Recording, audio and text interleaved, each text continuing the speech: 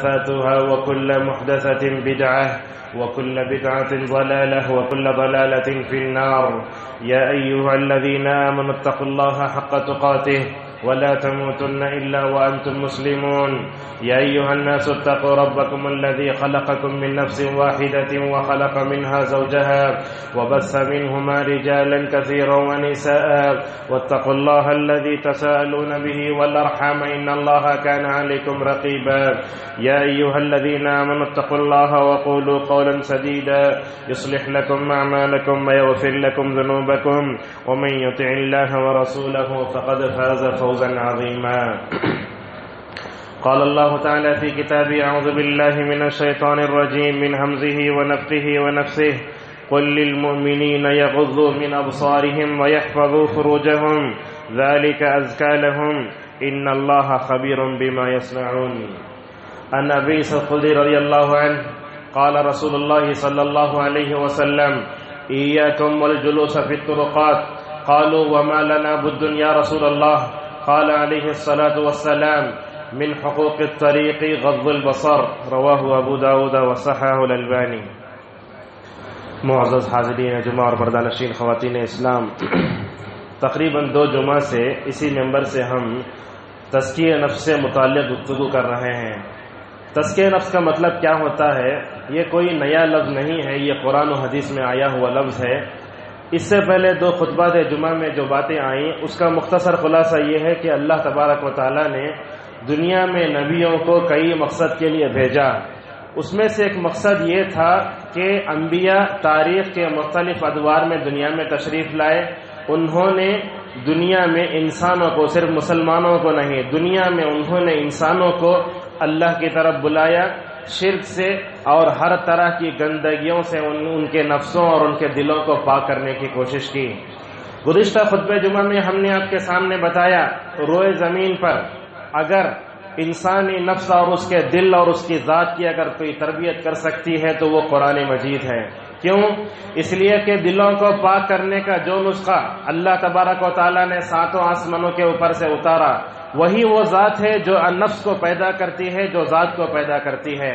بہرحال گزشتہ خطبہ جمعہ میں کئی باتیں سامنے آئیں کہ بندہ جو ہے قرآن کا مطالعہ کرے، قرآن کے اندر اپنے دل کو اور اپنے نفس اور اپنے ذات کی تربیت کے لیے اللہ تبارک و تعالیٰ نے 7 آسمانوں کے اوپر سے جو شفا، جو نسخہ بتایا، جو اصول، جو ضابطہ، جو وسائل و ذرائع بتائے ان کو مکمل طور پر اپنائیں.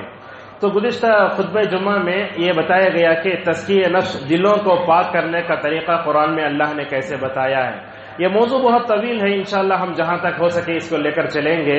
آج کے خطبہ جمعہ میں بھی جو ہے اگر ہم اپنے دلوں کو اور اپنے نفس کو اور اپنے ذات کی تربیت کرنا چاہتے ہیں تو قرآن نے ہمیں کیا اصول و ضوابط دیے، انشاءاللہ جو ہے اس کے بارے میں 2 باتیں اہم آپ کے سامنے آئیں گی. معزز حاضرین اور خواتین اسلام، اگر ہم اپنے دلوں کو پاک کرنا چاہتے ہیں، اپنے نفس کی تربیت کرنا چاہتے ہیں تو قرآن نے ہمارے سامنے 2 چیزیں رکھی. کیا وہ 2 چیزیں ہیں؟ فرمایا اپنی نگاہوں کو نیچی رکھو، اپنی نگاہوں کی حفاظت کرو، یہ تمہارے دلوں کو پاک کرنے کا ایک ذریعہ ہے. ایک اہم یہ چیز تو یہ. اسی طریقے سے آج کے خطبے کی جو دوسری چیزیں ہیں وہ خواتین اسلام سے متعلق ہے. وہ کیا ہے؟ پردہ. جب عورت پردہ کرتی ہے تو اللہ تبارک و تعالیٰ پردے کے ذریعے ایک مسلمان عورت کے دل کو ہر طریقے سے پاک کرتا ہے. انشاءاللہ ان دونوں چیزوں پر جو ہے ہم خطبے کے آخر تک جو ہے گفتگو کریں گے. خطبہ مسنونہ کے بعد سورہ نور کی ایک آیت ہم نے آپ کے سامنے پڑھ کر سنائی. اللہ تبارک و تعالیٰ کیا فرماتا ہے؟ اے محمد صلی اللہ علیہ وسلم تم مومنین سے کہہ دو، کیا کہہ دو؟ ان یغضوا من ابصارہم، کہ اپنی نگاہوں کو ہمیشہ نیچی رکھیں، اپنی نگاہوں سے حرام چیزیں نہ دیکھیں، اپنی نگاہوں کو نیچی رکھیں. اس کے بعد کہا وَيَحْفَظُوا فُرُوجَهُمْ، نگاہیں نیچی رکھیں گے اللہ تبارک و تعالیٰ تم کو اپنی شرمگاہوں کی حفاظت کی توفیق دے گا. یہ دونوں چیزیں اللہ نے ملا کر بیان فرمائی. نگاہوں کو نیچی رکھنا، نگاہوں کو غلط چیزوں سے پاک رکھنا، یہ شرمگاہ کی حفاظت کا بڑا ذریعہ ہے. اگر کوئی بندہ قرآن کی اس آیت پر عمل کر لے کہ وہ اپنی نگاہوں کو نیچے رکھے، اپنے شرمگاہ کی حفاظت کرے تو فائدہ کیا ہوگا؟ اللہ تبارک و تعالیٰ آگے کنٹینیو فرماتا ہے ذالک ازکا لہم، یہ چیز اس کے نفس اور اس کے دل کو پاک کرنے کا ذریعہ بنے گی۔ اللہ تبارک و تعالیٰ نے آگے کہا ان اللہ خبیر بما یصنعون، اللہ تبارک و تعالیٰ باخبر ہے، اللہ تعالیٰ کو پوری خبر ہے جو تم کچھ کر رہے ہو۔ معزز حاضرین، اللہ تبارک و تعالیٰ نے دنیا میں مردوں کو پیدا کیا، عورتوں کو پیدا کیا۔ اللہ نے مردوں کو صرف یہ نہیں کہا کہ تم اپنی نگاہیں نیچی رکھو، اللہ نے مستقل طور پر عورتوں سے بھی کہا کہ عورتیں اپنی نگاہوں کو نیچی رکھیں۔ یہاں خواتین اسلام میں یہ نہ سمجھ جائیں خطبہ صرف مردوں کے لیے نہیں، جیسے مردوں کو اپنی نگاہیں نیچی رکھنا ہے، اپنی نگاہوں کو حرام کاری سے بچانا ہے، غلط چیزوں کے دیکھنے سے بچانا ہے، اللہ نے عورتوں سے بھی کہا وَقُلْ لِلْمُؤْمِنَاتِ يَغْضُضْنَ مِنْ أَبْصَارِهِنَّ وَيَحْفَظْنَ فُرُوجَهُنَّ، کہا اے محمد جیسے تم نے اپنی امت کی مردوں تک پہنچا دیا، اپنے امت کی عورتوں تک پہنچا دو، اس میں ازواج مطہرات قیامت تک پیدا ہونے والی ساری مسلمان عورتیں اس خطاب میں شامل ہو جائیں گی۔ کہا اے محمد صلی اللہ علیہ وسلم تم کہہ دو کہ اپنے مومن عورتوں سے کہ وہ اپنی نگاہوں کو نیچی رکھیں، غلط چیزوں میں استعمال نہ کریں، اپنی شرمگاہوں کی مکمل طور پر حفاظت کریں۔ معزز حاضرین، اللہ تبارک و تعالیٰ نے آنکھ کو بنایا تو آنکھ اللہ کی بڑی نعمت ہے۔ اللہ نے آنکھ کیوں پیدا کی؟ اللہ نے آنکھ اس لیے پیدا کی کہ ہم قرآن کو دیکھ کر پڑھیں۔ اللہ نے آنکھ اس لیے دی کائنات میں اللہ تعالیٰ کی مخلوق کو دیکھ کر اپنے رب کی معرفت ہمیں حاصل ہو سکے۔ یہ جو ہے اللہ تبارک و تعالیٰ سورہ نحل میں آنکھ کو ایک نعمت کے طور پر بیان کرنے کے بعد کہتا ہے لعلکم تشکرون، آنکھ جیسی نعمت کو پا کر تم مکمل طور پر اللہ تبارک و تعالیٰ کا شکریہ ادا کرو۔ معزز حاضرین اور خواتین اسلام، ایک سوال یہ پیدا ہوتا ہے کہ بندہ اپنی نگاہوں کی حفاظت کرے، اپنی نگاہوں کو نیچی رکھے تو دل پاک کیسے ہوگا؟ یہ سوال پیدا ہوتا ہے۔ اس کا جواب بھی علامہ قرطبی رحمہ اللہ نے کیا دیا؟ کہا غض البصر هو الباب الاکبر الى القلب، کہا دل تک جو چیز پہنچتی ہے وہ آنکھ کے ذریعے ہی پہنچتی ہے۔ دل میں جو بھی چیز سیو ہوتی ہے، دل میں جو بھی چیز محفوظ ہوتی ہے، دل تک پہنچنے کا سب سے بڑا راستہ اللہ نے نگاہوں کو بنایا، اللہ نے آنکھوں کو بنایا۔ اسی لیے آنکھ جس کی پاک ہے اس کا دل پاک ہے، جس کی آنکھ گندی ہے اس کا دل بھی گندا ہے، یہ ہمیں سوچنا چاہیے۔ تو دلوں کی پاکیزگی کو، تزکیہ نفس کو، نفس کی تربیت کو، ذات کو پاک کرنے کے لیے اللہ تبارک و تعالیٰ نے آنکھوں کی حفاظت کا حکم دیا۔ جیسے ہم نے کہا یہ جملہ ہمیشہ ہم اپنی زندگی میں یاد رکھیں، جس کی آنکھ جتنی پاک اس کا دل اتنا پاک، جس کی آنکھ جتنی گندی ہوگی اس کا نفس، اس کی سوچ، اس کے افکار، اس کے خیالات، اس کے دل میں پیدا ہونے والے خواہشیں، حتیٰ کہ اس کے زبان سے نکلنے والے الفاظ بھی گندے ہو جائیں گے۔ اگر ہم اپنی نگاہوں کی حفاظت کریں گے تو فائدہ کیا ہوگا؟ اللہ تعالی ہمارے دل کی حفاظت کرے گا، خواہشیں دل میں جگہ نہیں پائیں گی۔ اللہ تبارک و تعالیٰ نے جس مقصد کے لیے نگاہوں کو پیدا کیا ہے اس کے لیے ہم استعمال کریں گے۔ معزز حاضرین، اس دنیا میں ہماری ہر اٹھتی نگاہ سے پہلے ہمیں یہ سوچنا چاہیے اللہ تبارک و تعالیٰ اس دل کے بارے میں، ان آنکھوں کے بارے میں اور اسی طریقے سے کانوں کے بارے میں پوچھے گا۔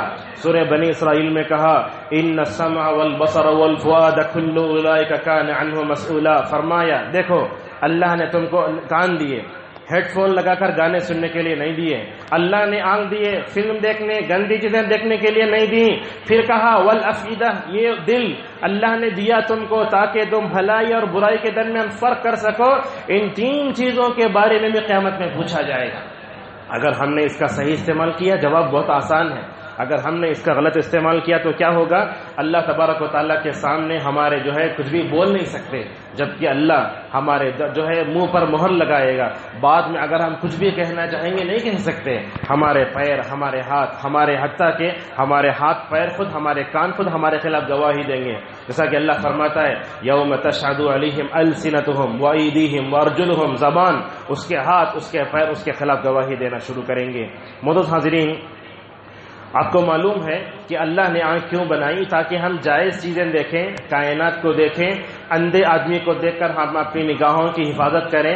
اگر کوئی اندھا آدمی ملتا ہے تو اسے سڑک پار کرائیں، اگر راستے میں کوئی گری پڑی چیز ہے تو اس کو ہٹائیں۔ یہ آنکھوں کو پیدا کرنے کا مقصد ہے۔ معزز حاضرین، اللہ تبارک و تعالیٰ نے نگاہوں کو جو ہے ایک بہت بڑی جو ہے نعمت قرار دیا۔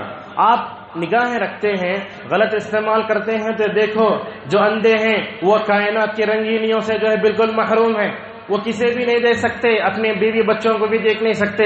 اللہ نے ہمیں آنکھ دی ہے، اس نعمت کو پا کر اگر ہم نے غلط استعمال کیا، ظاہری طور پر کچھ سمجھ میں نہیں آئے گا، لیکن اللہ نے ہمارے جسم میں جو لوتھڑا رکھا ہے دل، اس کے اوپر اس کا بڑا اثر پڑتا ہے۔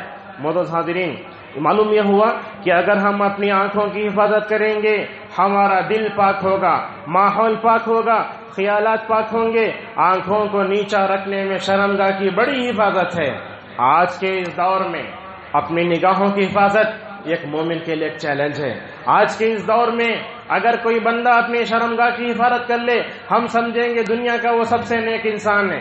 تو یہ آنکھوں کی حفاظت، شرمگاہ کی حفاظت آج کے زمانے میں بڑے چیلنج بن کر رہ گئی ہے۔ کیوں؟ اس لیے کہ ان دونوں چیزوں کا غلط استعمال کر کے نوجوان نسل تباہی و بربادی کے کنارے پر جاڑے پر کھڑی ہو رہی ہے۔ معزز حاضرین، اللہ تبارک و تعالی نے دلوں کی پاکی کا اور ایک ذریعہ بتایا سورہ نور میں۔ کیا فرماتا ہے اللہ تبارک و تعالی؟ اے ایمان والو، اگر تم اپنے گھروں کو چھوڑ کر دوسرے گھروں کو جاؤ، دیکھو کیسے ادب سکھاتا قرآن سورہ نور میں، اگر تم اپنے گھروں کو چھوڑ کر دوسرے گھروں میں جاؤ، کیا کرو؟ جا کر کالنگ بیل مارو، مس کال کر کے پریشان نہ کرو، کہا ہلکے سے دروازہ مارو، اگر بیل ہے تو 1 مرتبہ مارو، 2 مرتبہ، 3 مرتبہ، اگر کوئی جواب نہ آئے گالیاں دے کر واپس مت ہو جاؤ۔ کیا فرمایا؟ وَإِن قِيلَ لَكُمْ ارْجِعُوا فَارْجِعُوا هُوَ أَزْكَىٰ لَكُمْ، اگر کسی کے گھر پر گئے، کوئی نہ ملا، جواب نہیں آیا، وہاں سے تم اگر واپس ہو جاؤ، یہ بھی تمہارے دلوں کی پاکی کا ایک ذریعہ ہے۔ کیسے؟ مثلا اگر تم کسی کے گھر پر گئے، دروازے پر کھڑے ہو گئے، گھر کے اندر رہنے والی اجنبی عورتوں پر جو ہے آپ کی نظر پڑے گی، ایسے بھی ہو سکتا ہے وہ دروازہ کھولنے آئے، آپ کی نیت بدل جائے، وہ کچھ بھی ہو سکتا ہے، وہ تنہا ہو، اس کی عزت پر حملہ ہو، یا آپ کے بارے میں شکوک و شبہات پیدا ہو جائیں۔ اسی لیے قرآن کہتا ہے اگر تم اپنے دل کو پاک کرنا چاہتے ہو تو دوسرے گھروں کو جاؤ، 3 مرتبہ آواز دینے کے بعد اگر کوئی نہ آئے تو فوراً واپس ہو جاؤ۔ یہ قصہ سنیے، اللہ تبارک و تعالی سورہ احزاب میں حضرت زینب کے ولیمے کا ذکر کرتا ہے۔ حضرت زینب کون؟ یہ حضرت زید کی بیوی تھی۔ زید اور زینب میں رشتہ نبھتا نہیں تھا۔ حضرت زید کو اللہ کے نبی نے فرمایا تم طلاق دے دو، میں شادی کر لیتا ہوں۔ عدت کے بعد یہ حضرت زینب کی شادی اللہ کے نبی صلی اللہ علیہ وسلم سے ہوئی۔ حضرت زینب فخر سے کہتی تھیں اللہ تبارک و تعالی نے میرے نکاح 7 آسمانوں میں کرایا ہے، زوجنی اللہ من فوق 7 سماوات، زینب کا نکاح اللہ نے آسمانوں میں پڑھایا تھا۔ اللہ کے نبی نے اپنی کسی بیوی کی ولیمے میں جو ہے بکری نہیں کاٹی سوائے زینب کے۔ کیوں؟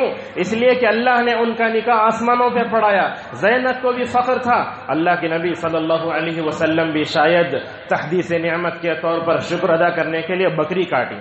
آپ جانتے ہیں ایک زمانہ ایسے تھا پردے کے احکامات نازل نہیں ہوئے تھے، صحابہ اکرام اللہ کی بیویوں کے پاس جا کر ملتے، بات کرتے، بیٹھتے، سب ہوتا تھا۔ لیکن جب زینب کا ولیمہ ہوا تو کیا ہوا؟ آپ دیکھیے اللہ تبارک و تعالیٰ فرماتا ہے اے مومنو، جب زینب کا ولیمہ ہوا نا، اس وقت اللہ تبارک و تعالیٰ نے پردے کے احکام اتارے، اللہ کے نبی نے پردہ لگا دیا، کہا اے صحابہ اس سے پہلے تم میرے بیویوں کے پاس بے دھڑک آ جاتے تھے لیکن اب نہیں آ سکتے، اب نہیں آ سکتے، یہاں سے ختم ہو گیا معاملہ۔ اس وقت کیا ہوا؟ صحابہ کھائے، اور عموماً ایسے ہوتا ہے کہ ہم کھانے کی محفلوں میں جب جاتے ہیں، ہمارے اپنے رشتہ دار آتے ہیں تو بات کرتے بیٹھ جاتے ہیں۔ صحابہ اکرام زینب کے ولیمے میں گئے، گھر چھوٹا تھا، آپس میں باتیں کرتے بیٹھ گئے۔ اس کے بعد ہوا کیا؟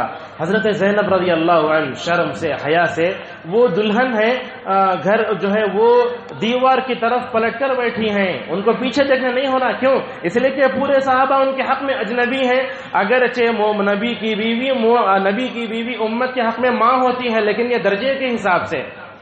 اللہ تبارک و تعالیٰ وہاں کہتا ہے سورہ احزاب میں اے صحابہ اکرام، تم نبی کے بیوی کے ولیمے میں گئے، کھانا کھا کر ہو چکا تھا نا، وہاں تم کو فوراً اٹھ جانا چاہیے تھا، وہاں بیٹھ کر تم نے نبی کی بیوی کو جو تکلیف دی اللہ کو پسند نہیں آیا۔ اللہ تبارک و تعالیٰ وہاں ذکر کرتے ہوئے کیا کہتا ہے؟ وَإِذَا سَأَلْتُمُوهُنَّ مَتَاعًا فَاسْأَلُوهُنَّ مِنْ وَرَاءِ حِجَابٍ ذَلِكَ أَطْهَرُ لِقُلُوبِكُمْ وَقُلُوبِهِنْ۔ اللہ فرماتا ہے کہ جب تم نبی کی بیویوں سے، دنیا میں نبی کی بیوی سے کوئی نیک نہیں ہو سکتا۔ اللہ فرماتا ہے سورہ احزاب میں، اگر تم نبی کی بیوی سے کوئی چیز پوچھنا چاہتے ہو، پردے کے احکام نازل ہونے سے پہلے ان کے سامنے تم جاتے تھے، لیکن آج موقع کیسا ہے، پردے کا حکم اترا۔ اللہ فرماتا ہے اگر تم نبی کی بیویوں سے کوئی چیز پوچھنے جاتے ہو، فَاسْأَلُوهُنَّ مِنْ وَرَاءِ حِجَابٍ، پردہ کرو، نبی کی بیویوں سے پردہ کرو۔ کیا ہوگا؟ اللہ تبارک و تعالیٰ نے کہا اے صحابہ، اگر تم نبی کی بیوی سے کوئی چیز پوچھنے جا رہے ہو، پردہ کرو گے تو دونوں کے دل پاک ہو جائیں گے۔ کس کس کے دل؟ اللہ فرماتا ہے صحابہ کے دل بھی پاک ہو جائیں گے، بیویوں کے دل بھی پاک ہو جائیں گے۔ اس سے معلوم ہوا پردہ جس معاشرے میں ہوتا ہے، جس معاشرے میں نگاہوں کی حفاظت ہوتی ہے، جس معاشرے میں نگاہوں کو نیچا رکھا جاتا ہے، وہ دنیا کا سب سے پاکیزہ معاشرہ ہے۔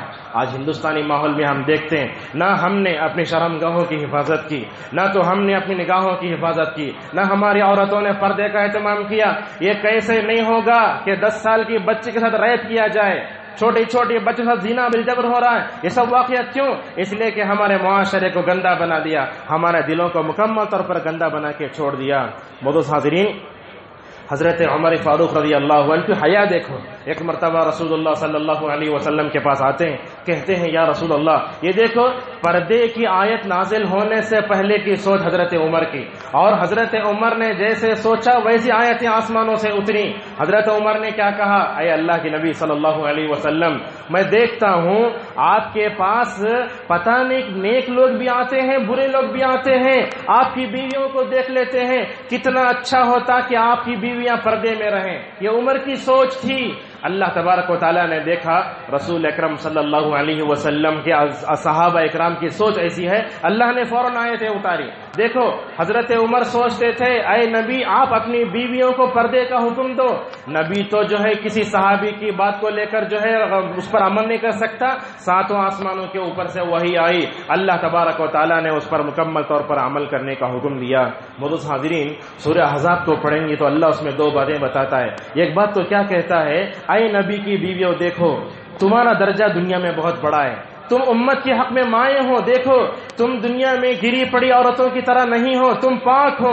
وَيُطَهِّرَكُمْ تَطْهِيرًا، اللہ نے تم کو گناہوں سے پاک رکھا، اللہ نے تم کو بے حیائی سے پاک رکھا، تمہارے دل کو جہاں ایمان سے بھرا وہیں دلوں کی پاکیزگی تم کو عطا کی۔ اللہ یہ فرماتا ہے، کیا کہتا ہے اس کے آگے فرمایا، دیکھو اے نبی کی بیویوں اور امت مسلمہ کی ساری عورتوں سے کہا گیا، اگر کسی بھی عورت کو، چاہے وہ غیر شادی شدہ ہو یا شادی شدہ ہو، چاہے وہ فون میں بات کر رہی ہو یا پردے میں کھڑے ہو کر بات کر رہی ہو، کہا اجنبی مردوں سے کسی بھی عورت کو بات کرتے ہوئے نرم و نازک لہجہ اپنانا نہیں چاہیے، بولڈ انداز میں بات کرنا چاہیے۔ کیوں؟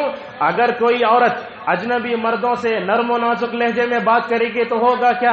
فَيَطْمَعَ الَّذِي فِي قَلْبِهِ مَرَضٌ، اس کا دل گندا ہوگا، اس کے دل میں لچک پیدا ہوگی، اس کی آواز کو سن کر اس کے حزن کے پیچھے پڑے گا۔ اسلام یہ چاہتا ہے کہ نبی کی بیویوں کی آواز کے حلقے کو پا کر کوئی ان کے اوپر نہ بھیڑیا نعوذ باللہ بن کر نہ گر جائے۔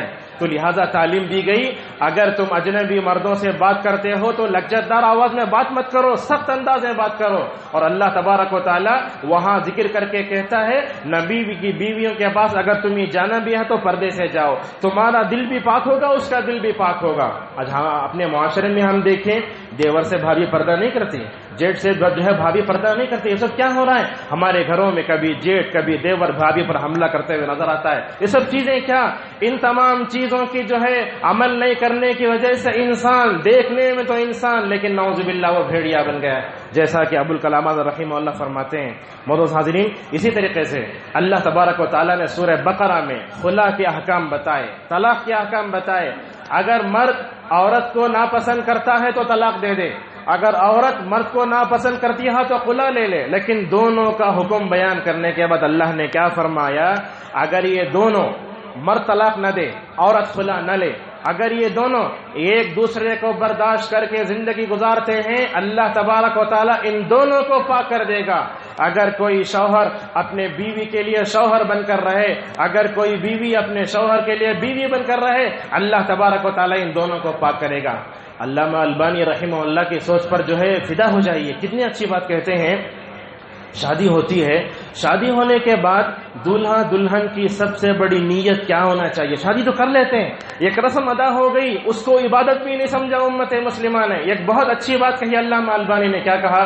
شادی ہونے کے بعد شوہر کو اور بیوی کو سب سے پہلے نیت کرنا چاہیے آج کے دن سے ہم پاک ہو جائیں گے۔ مرد کسی گرل فرینڈ کے پیچھے نہیں بھاگے گا، عورت کسی بوائے فرینڈ کے پیچھے نہیں بھاگے گی، وہ اپنے وجود سے دنیا کو بتائیں گے کہ میں اپنے بیوی کے لیے حلال ہوں، بیوی میرے لیے حلال ہے، میں دنیا والوں کے لیے حلال نہیں بلکہ سارے دنیا والوں کے لیے میں حرام ہوں۔ اگر کوئی شوہر اور بیوی اس طرح جو ہے یہ کر لیتے ہیں، معاشرہ کتنا اچھا پا کر سکتے ہیں۔ بڑی بدقسمتی سے آج کے معاشرے میں ہوتا ہے، شادی کے بعد بھی گرل فرینڈ بوائے فرینڈ کی اصطلاح ہمیں دیکھتے ہیں۔ کبھی ایسے ہوتا ہے شادی کے بعد اگر کوئی لڑکی بات کرتی ہے تو جو ہے بیوی کے دل میں شک و شبہات پیدا ہوتے ہیں، اگر لڑکی کسی اپنے سے بات کرتی ہے تو شک و شبہات پیدا ہوتا ہے، لہٰذا یہ شکوک و شبہات کا دروازہ نکلتا ہے تو دلوں کو گندا کر کے چھوڑتا ہے۔ اور یاد رکھیے، اگر میاں بیوی کے لیے، بیوی اپنے شوہر کے لیے دلوں میں شکوک و شبہات پیدا کر دے، اس جہنم میں جانے سے پہلے یہ دنیا اس کے لیے جہنم بن جائے گی۔ لہٰذا دلوں کی پاکیزگی بہت اہم ہے۔ معزز حاضرین، نگاہوں کو نیچا رکھنا بڑا اہم ہے۔ آج کے زمانے میں تو یہ اس پر عمل کرنا ہمارے لیے بہت ضروری ہے۔ ہمارے دل بڑے گندے ہو گئے، ہمارا نفس للچاتا ہے، برائی کی طرف جانے کے لیے پریشان ہو جاتا ہے۔ ایسا نہیں ہوتا کہ ہم نیکی کے لیے تڑپ جائیں۔ دیکھو، اللہ تبارک و تعالیٰ نے حکم دیا کہ تم جو ہے اپنے نگاہوں کو نیچی رکھو، اپنے شرمگاہوں کی حفاظت کرو۔ اللہ تبارک و تعالیٰ نے یہ بات سورہ نور میں اپنے نبی سے فرمائی۔ اللہ کے نبی صلی اللہ علیہ وسلم نے نگاہوں کو نیچے رکھنے کا حکم کسی چھوٹی مجلس میں نہیں دیا، 10-20 صحابہ کے سامنے نہیں فرمایا۔ کب دیا؟ چنانچہ مسند احمد کی روایت ہے، اللہ کے نبی صلی اللہ علیہ وسلم عرفہ کے دن اونٹنی پر بیٹھے، خطبہ دے رہے، آپ کے سامنے لاکھوں صحابہ صحابیات کا مجمع، کتنے لاکھوں صحابہ صحابیات کے سامنے آپ نے اب امت کو کئی باتیں بتائیں۔ آپ نے جو خطبہ دیا اس خطبے کی تشریح قیامت تک ہو سکتی ہے۔ اس خطبے میں آپ صلی اللہ علیہ وسلم نے کیا فرمایا؟ لوگو، تم مجھے 6 چیزوں کی ضمانت دے دو، میں تم کو جنت کی گارنٹی دوں گا۔ آپ نے اس میں فرمایا، یا ایھا الذین آمنوا غضوا ابصارکم، اے مومنو، اے صحابہ صحابیات، تم جو ہے اپنی نگاہوں کی حفاظت کرو۔ اور آپ نے پورا خطبہ ارشاد فرمانے کے بعد آخری میں کیا فرمایا؟ فلیبلغ الشاہد الغائب، آپ نے کہا میری امت کے جو لوگ یہاں ہیں جنہوں نے سن لیا، وہ جا کر میری امت میں قیامت تک پیدا ہونے والے جتنے مسلمان ہیں تمام کو یہ میسج دیں۔ اللہ نے اپنے نبی سے کہا، نبی نے ہزاروں صحابہ کے سامنے کہا، ہم نے قرآن و حدیث میں پڑھا، ہم نے آپ تک پہنچا دیا کہ اپنی نگاہوں کی حفاظت کرنا یہ اللہ تبارک و تعالیٰ کا بڑا اہم حکم ہے۔ آیت کے الفاظ پر غور کریں، ایک نقطہ ملتا ہے ہمیں، اللہ تبارک و تعالیٰ ایسے نہیں کہا اے ایمان والو تم اپنی نگاہوں کی حفاظت کرو۔ اللہ نے ڈائریکٹ مومنوں سے خطاب نہیں کیا، اللہ تبارک و تعالیٰ نے نبی کے واسطے سے امت کو پیغام دیا۔ یہاں ایک نقطہ ہے، اللہ تعالیٰ یہ کہتا کہ تم اپنی نگاہوں کی حفاظت کرو، اے ایمان والو نماز پڑھو، ایسے نہیں کہا۔ اللہ تبارک و تعالیٰ نے نبی کو حکم دیا کہ نبی اپنی امت تک پہنچائے۔ اس میں پہلا نقطہ کیا ہے؟ پہلا نقطہ یہ ہے، اللہ تبارک و تعالیٰ نبی کے ذریعے امت تک پیغام پہنچاتا ہے، اس کا مطلب یہ ہوا کہ جیسے نبی نے اپنی امت تک پہنچایا، امت کے علماء کو، خطباء کو، واعظین کو چاہیے کہ وہ خطبہ جمعہ میں، دروس میں لوگوں کو نگاہوں کو نیچے رکھنے کے بارے میں مکمل طور پر تنبیہ فرماتے رہیں۔ ایک نقطہ تو یہ۔ دوسرا نقطہ، اللہ تبارک و تعالیٰ نے کہا اے محمد صلی اللہ علیہ وسلم تم مسلمانوں میں سے نہیں مومنوں تک پہنچاؤ۔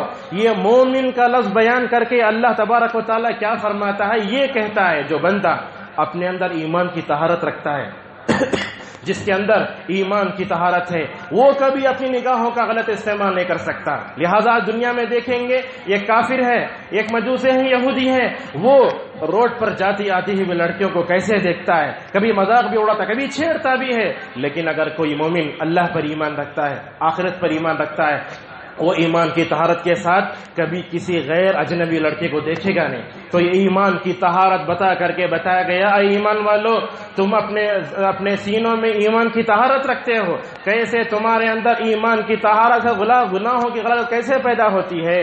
اور اسی طریقے سے معزز حاضرین یہ بات یاد رکھو، اللہ تبارک و تعالیٰ نے سورہ اسی آیت کے آخری میں کہا ان اللہ خبیر بما یصنعون، اے ایمان والو جب تم جو ہے اے ایمان والو کہا گیا کہ اے اللہ کے نبی اپنے نبی سے اپنے ایمان والوں سے کہہ دو کہ وہ اپنی نگاہوں کی حفاظت کریں، اپنی شرمگاہوں کی حفاظت کریں۔ آگے کہا ان اللہ خبیر بما یصنعون، اللہ تعالیٰ کیا فرماتا ہے؟ کیا فرماتا ہے اللہ تعالیٰ یہ فرماتا ہے دیکھو لوگو تم اپنی نگاہوں کا غلط استعمال کرتے ہو، یاد رکھو یہ جملہ غور سے سنیے، آپ یہ جملہ بہت غور سے سنیے اور سمجھنے کی کوشش کریں۔ دیکھو اگر تم نے اپنی نگاہوں کا غلط استعمال کیا، اپنی نگاہوں کا آزادانہ استعمال کیا، اجنبی لڑکیوں کو دیکھا، یاد رکھو تمہاری نظر اس اجنبی لڑکی پر یا گندی تصویروں پر پڑے گی، اس سے پہلے تمہارے رب کی نظر تمہارے اوپر پڑ جائے گی۔ یہ بات اہم ہے، تم جہاں دیکھ رہے ہو یہ بات یاد رکھو، اللہ کی نظر اس سے پہلے تمہارے اوپر پڑ جائے گی تم کیا کر رہے ہو۔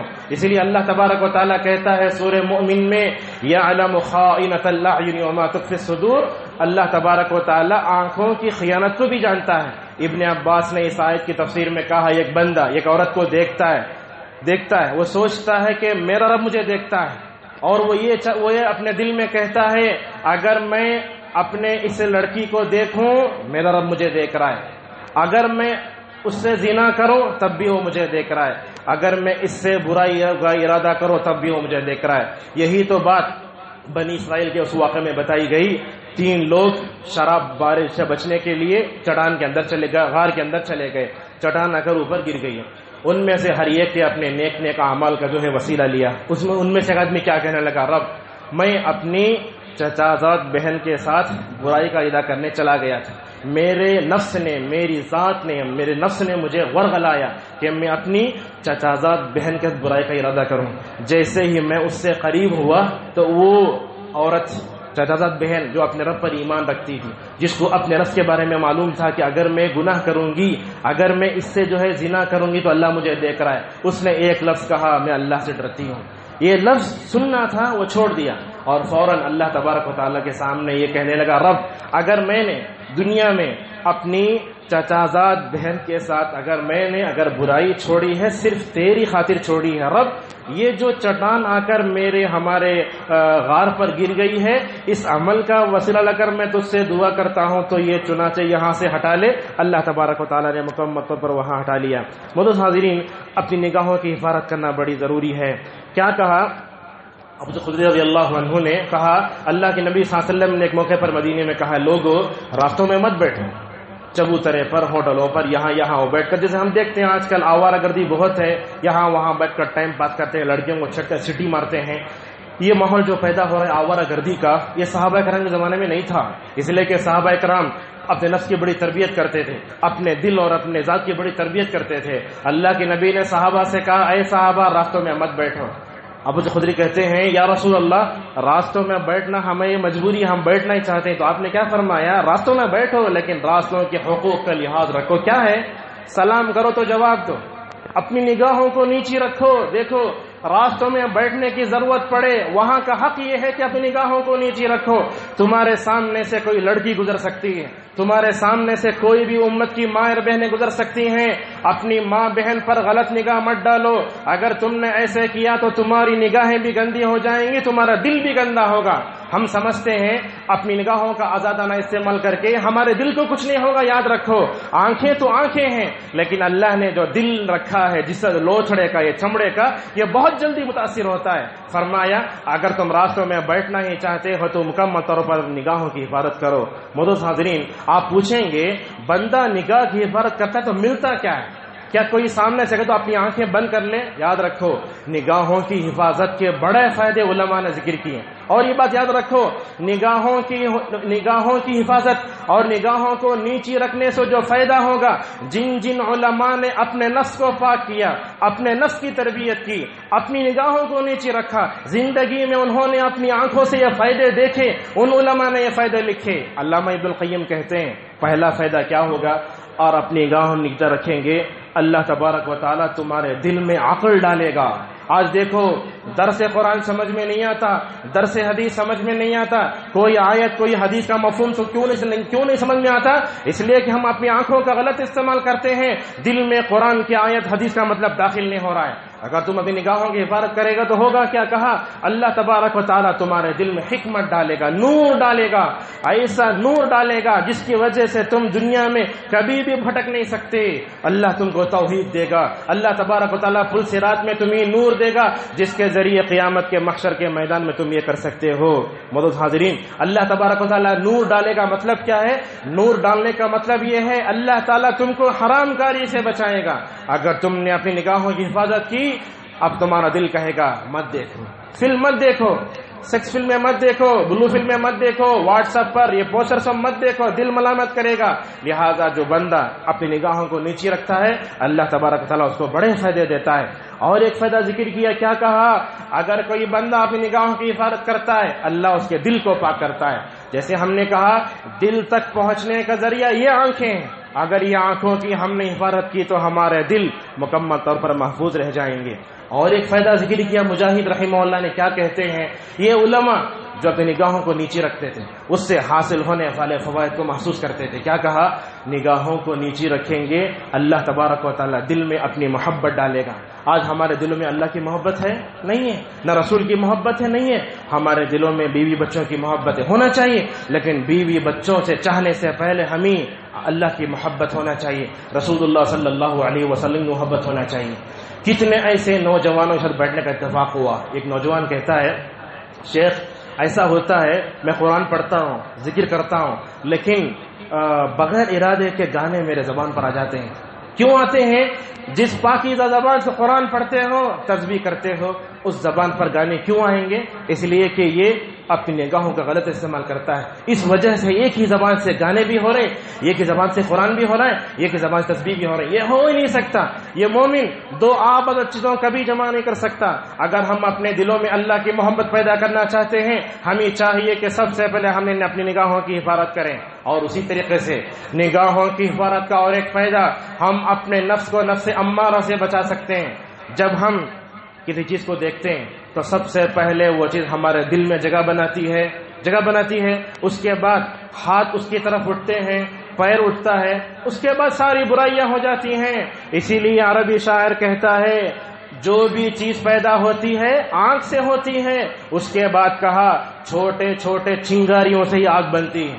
لہٰذا کوئی بھی چیز دیکھیں گے سب سے پہلے دل میں جگہ پائے گی۔ مثلا آپ نے ایک لڑکی کو دیکھا، اجنبی ہے، وہ آپ کے دل میں جگہ پا گئی، سوئیں گے وہی نظر آئے گی، اٹھیں گے وہی نظر آئے گی، خواب میں بھی نظر آئے گی۔ ہوگا کیا؟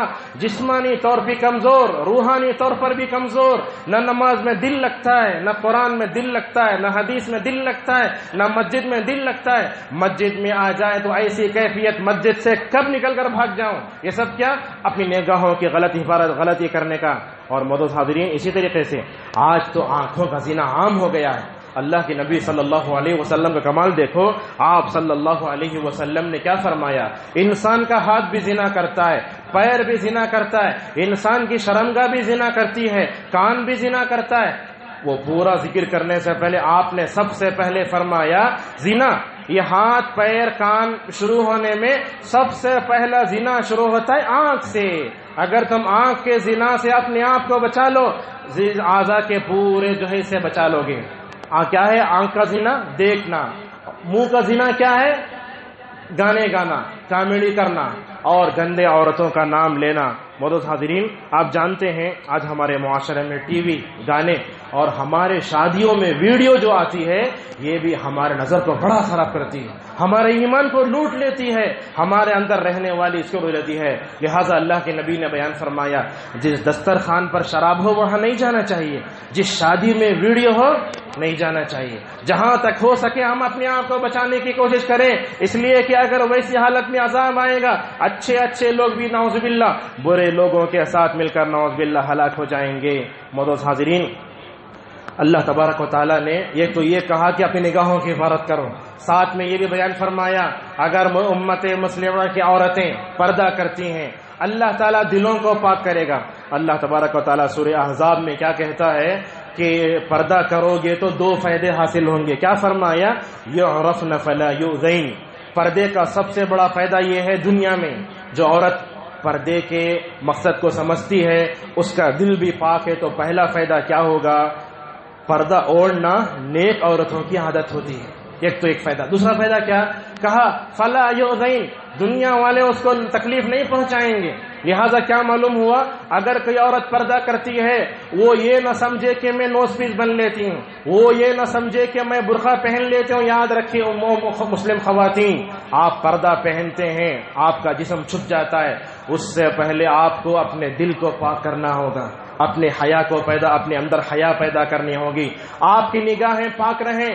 آج دیکھتے ہیں مسلم خواتین کتنی ایسی ہیں پردہ تو پہنتی، ہاتھ میں گلوز بھی ہے، ساکس بھی ہے، لیکن اندر سے گانے سن رہے ہیں. یہ پردے کا جنازہ ہے. نہ اس عورت نے پردے کے مقصد کو سمجھا، نہ اپنے دل کو پاک کیا. لہٰذا یہ پردہ ظاہری طور پر تو ان عورت کے چھپاتا ہے حسن اور اس کی زینت کو، ساتھ میں یہ بتاتا ہے یہ پردہ ان کے خیالات کو پاک کرتا ہے اور ان کے ذہن کو مکمل طور پر پاک کرتا ہے.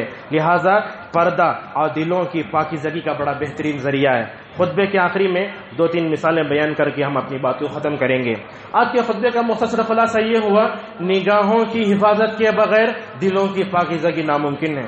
اگر آپ نگاہوں کو پاک رکھیں گے، عورتیں پردے کا اہتمام کریں گے، ہمارے دلوں میں پاکی پیدا ہوگی. کیا ہے وہ مثال؟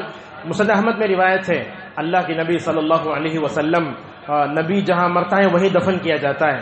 حضرت عائشہ رضی اللہ عنہا کے کمرے میں حضرت محمد صلی اللہ علیہ وسلم کا انتقال ہوا. حضرت محمد صلی اللہ علیہ وسلم کو عائشہ کے کمرے میں دفن کر دیا گیا. عائشہ کے ایک بازو، حضرت اللہ کے نبی صلی اللہ علیہ وسلم کے بازو عائشہ کے اس کمرے میں ایک جگہ تھی جہاں ابو بکر دفن کیے گئے. اب جانتے ہیں اس کے بازو عائشہ نے وہ اپنی جگہ رکھی تھی، لیکن ایثار و قربانی سے کام لیتے ہوئے عائشہ نے یہ جگہ عمر کے لیے وقف کر دی تھی. وہاں حضرت عمر دفن کر دیے گئے. کیا کہتی ہیں عائشہ رضی اللہ عنہا؟ جب میں اپنے گھر میں داخل ہوتی تو جب تک اللہ کے نبی تھے اور حضرت ابو بکر تھے میں بغیر پردے کی جاتی تھی. کیوں؟ اس لیے کہ اللہ کے نبی تو میرے شوہر ہیں، ابو بکر میرے باپ ہیں، دونوں میں پردہ نہیں، اس لیے میں ایسے ہی جاتی تھی. کیا فرمایا؟ جیسے ہی حضرت عمر کو دفن کیا گیا، کیا کہا؟ جب بھی وہاں سے گزری پردہ کرتے ہوئے گزری. عمر خبر میں ہے، سامنے نہیں ہے، اٹھ کر آ بھی نہیں سکتے. ان کی دلوں کی پاکیزگی کا حال کیا دیکھو. حضرت عمر خبر میں اندر ہیں لیکن کہتی جیسے عمر زندگی میں میرے لیے اجنبی تھے، خبر میں جانے کے بعد میرے لیے اجنبی ہیں. جاتے ہوئے حیا سے کام لیتے ہوئے جاتی تھی. موجود حاضرین، اس طریقے سے آپ دیکھو عائشہ رضی اللہ عنہا پر بدکاری کا الزام لگایا گیا. اس جنگ میں اللہ کے نبی کا معمول یہ تھا کہ اللہ کے نبی صلی اللہ علیہ وسلم جنگ سے واپس آتے تو پیچھے ایک صحابی کو چھوڑ دیتے. کیوں؟ تاکہ اگر کوئی پیچھے چھوٹا ہوا آدمی تو اس کو واپس لے کر آ جائے. اور لمبا واقعہ، ہم اتنا واقعہ بیان کرتے ہیں. پورا قافلہ مدینہ کو آ کر واپس ہو گیا. عائشہ رضی اللہ عنہا قضاء حاجت کے لیے گئی، ہار دھلنے کے لیے گئی، واپس آئی تو دیکھا سارا قافلہ جا چکا ہے. روتے ہوئے بیٹھ گئی. عورت ہے، ام المؤمنین ہو تو کیا، روتے ہوئے بیٹھ گئی. حضرت صفوان رضی اللہ عنہ وہ پیچھے تھے، آئے. جیسے ہی ام المؤمنین رضی اللہ عنہا پر نظر پڑی تو کچھ بھی نہیں کہا، صرف کہا انا للہ و انا الیہ راجعون. دیکھیں گے آپ ان کے دلوں کی پاکیزگی کا حال کیسے ہے. عائشہ کو جیسے ہی تنہائی میں دیکھا انا للہ و انا الیہ راجعون پڑھا، اور اس کے بعد کیا کہا؟ فرمایا اللہ تعالیٰ تم پر رحم کرے. بات کر رہے ہیں عائشہ سے، کہتے ہیں اے عائشہ اللہ تبارک و تعالیٰ تم پر رحم کرے، کس چیز نے تم کو پیچھے کر دیا؟ اس کے بعد کچھ بھی بات نہیں کی. حضرت صفوان کہتے ہیں پردے کے احکامات نازل ہونے سے پہلے میں نے عائشہ کو دیکھا تھا، یہ واقعہ پردے کے احکام نازل ہونے کے بعد واقعہ پیش آیا. اس کے بعد کچھ نہیں کیا، اونٹنی کو آگے بڑھایا، عائشہ سے کہا چڑھ کر بیٹھ جاؤ. جب عائشہ چڑھ کر بیٹھنے لگی تو صفوان قریب نہیں کھڑے رہے، ام المومنین کے ذرا پیچھے ہو گئے.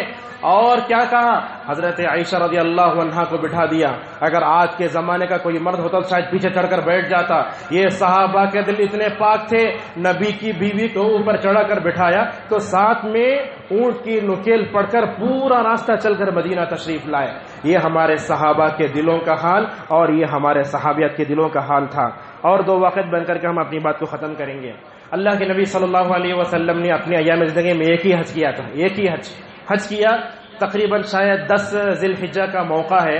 اللہ کے نبی صلی اللہ علیہ وسلم اپنے پیچھے اپنے چچا زاد بھائی فضل ابن عباس رضی اللہ عنہ کو پیچھے بٹھائے، طواف کر رہے ہیں. دنیا کی سب سے مقدس جگہ اپنی زندگی میں کیا جانے والا یہ پہلا حج اور آخری حج آپ کر رہے ہیں.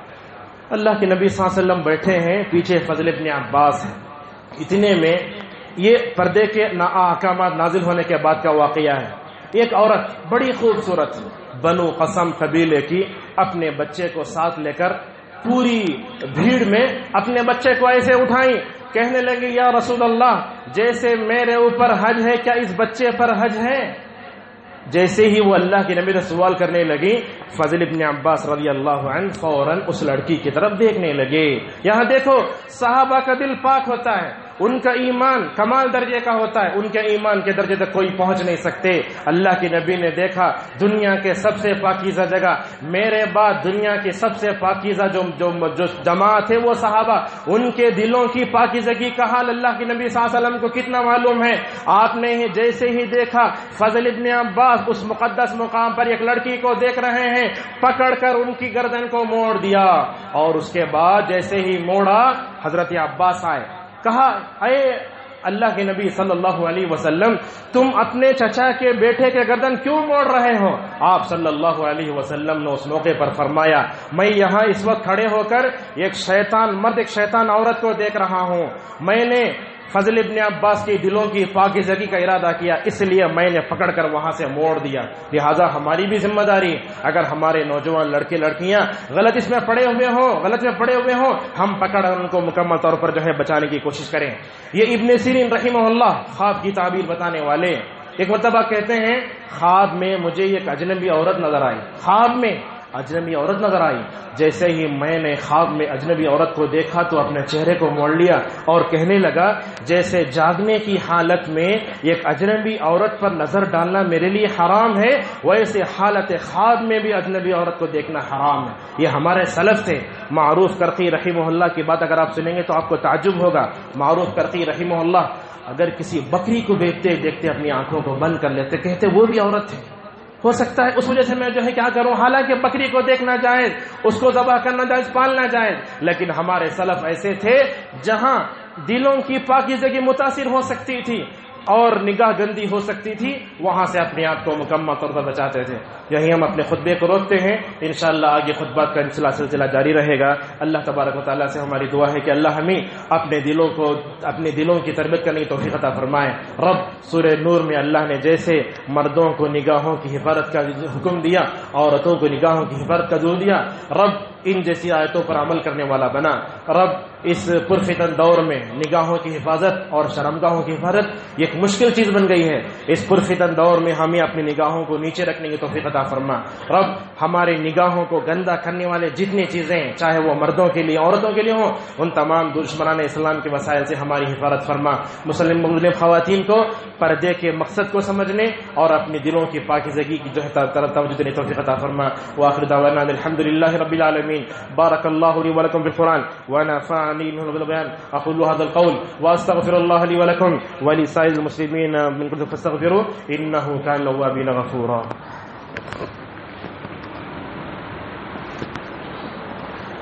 الحمد لله على إحسانه والشكر له على توفيقه وامتنانه وأشهد أن لا إله إلا الله وحده لا شريك له تعظيما لشأنه.